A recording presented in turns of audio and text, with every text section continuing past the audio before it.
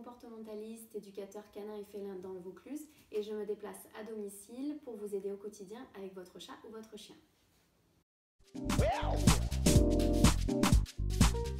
Je vais vous parler de l'éducation positive qui est un thème qui me tient particulièrement à cœur puisque c'est ce que je pratique au quotidien avec mes chiens, avec mes clients ou avec les chiens de mes clients. L'éducation positive, c'est plus qu'une manière d'éduquer son animal, c'est vraiment une façon de vivre au quotidien avec son animal. C'est-à-dire qu'on va être ouvert, on va se poser beaucoup de questions. Je prends un exemple, mon chien fait des bêtises, alors entre guillemets parce que les bêtises c'est vraiment une notion humaine, le chien n'a pas cette notion-là. Donc je rentre de chez moi, mon chien a mâchouillé un objet ou il a fait un trou dans le mur.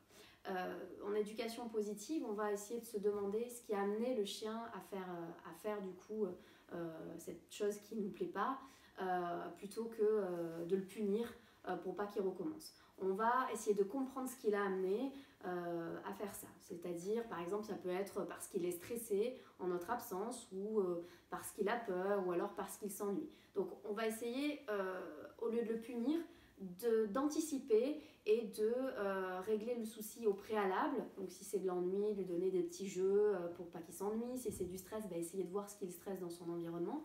Donc on va vraiment essayer de comprendre et de travailler plutôt là-dessus, donc plutôt que de le punir et de ne pas chercher à comprendre où se situe vraiment son mal-être. Ensuite, en éducation, on va vraiment travailler avec la motivation du chien.